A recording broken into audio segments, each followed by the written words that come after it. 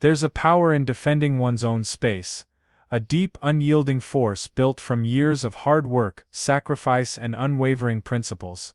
In a quiet suburban neighborhood where every lawn was pristine and every home radiated pride, Marcus Washington's residence stood as a testament to his determination and love for his family. For years Marcus had maintained his property with a meticulous care that was evident in every detail, from the neatly trimmed grass to the orderly rows of cherished memorabilia.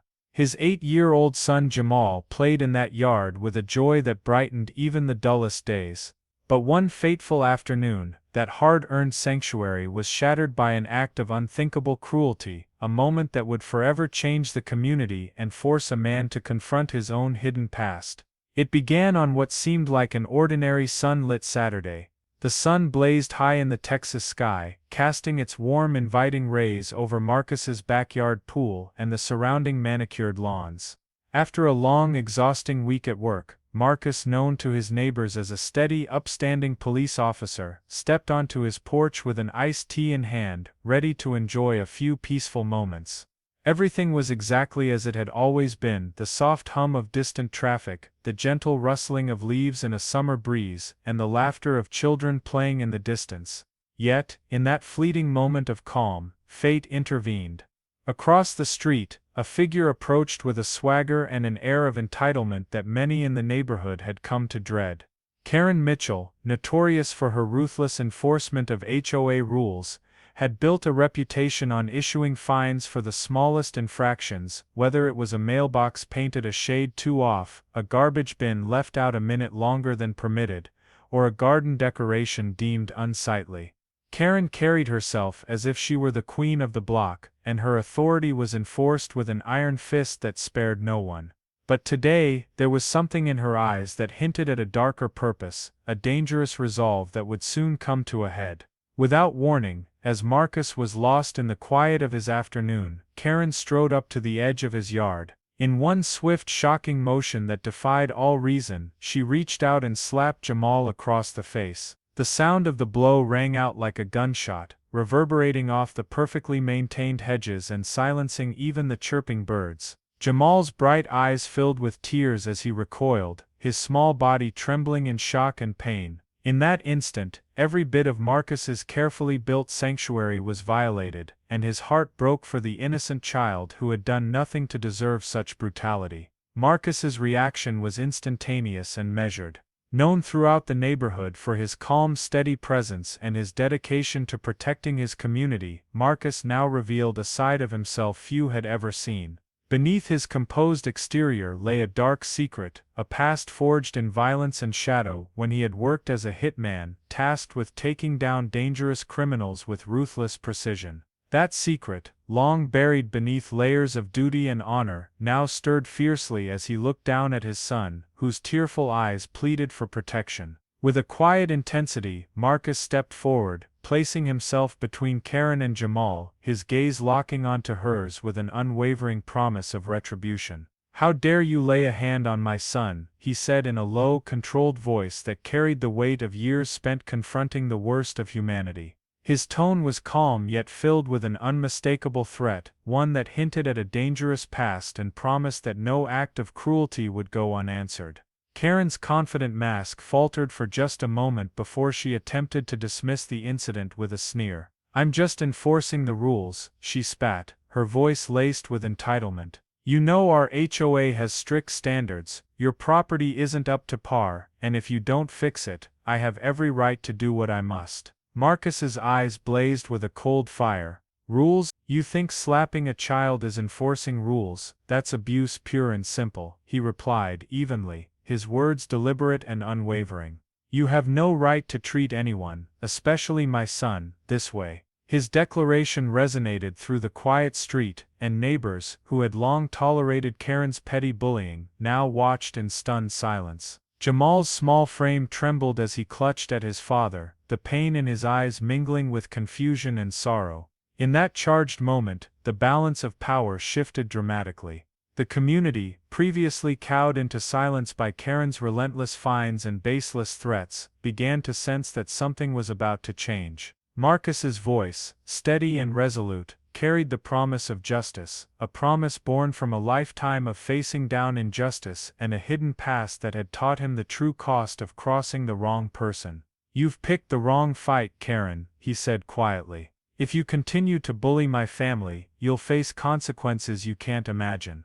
The shock of that moment sent ripples throughout the neighborhood. Whispers spread quickly. A black child had been struck by an entitled HOA enforcer, and the father, a respected police officer with a mysterious past, had spoken with a calm that belied a simmering storm. Every neighbor felt the tension, every heart skipped a beat, as they realized that the hunter had become the hunted. As the day wore on, the incident grew in notoriety. Social media exploded with the story, and soon the community was united in outrage. Neighbors came forward with their own tales of harassment by Karen, stories of fines for trivial matters, and of a general atmosphere of fear and intimidation. In homes across the neighborhood, people shared their experiences. Sarah Thompson, a tireless nurse, spoke of being harassed for leaving her garbage bins out a minute too long after a grueling night shift. Mark, the local firefighter, recounted how he'd been fined repeatedly for a child's basketball hoop that had hung undisturbed for years. Even the elderly couple on Maple Street,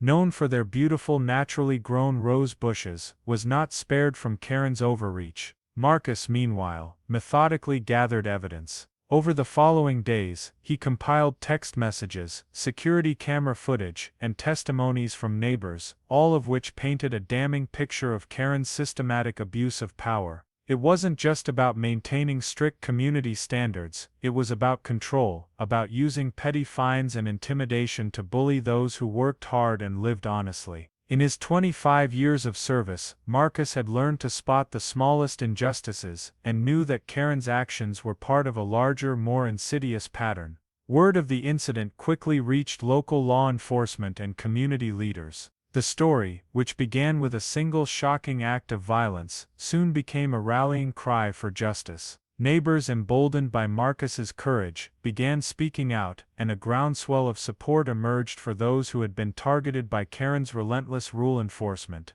The very fabric of the community began to shift, as residents demanded accountability and fairness. As evening fell on that turbulent day, the tension reached a fever pitch. The atmosphere was thick with anticipation. Everyone knew that something was about to happen, that justice was on the horizon. The neighborhood, once held in thrall by petty rules and unchecked authority, was now united in a common cause. It was as if the entire community was holding its breath, waiting for the moment when the full truth would be revealed. At that moment, a silent promise seemed to pass between Marcus and the gathered neighbors, a promise that no one would be allowed to bully another, that the rights of every person would be respected, and that when injustice reared its head, someone would stand up to defend what was rightfully theirs. The hunter, it seemed, had finally become the hunted. In the days that followed, the ripple effects of that fateful confrontation continued to grow. Neighbors who had once been timid in the face of Karen's authority now found their voices. The story spread through social media, local news outlets, and community meetings, evolving into a powerful narrative about standing up to abuse of power.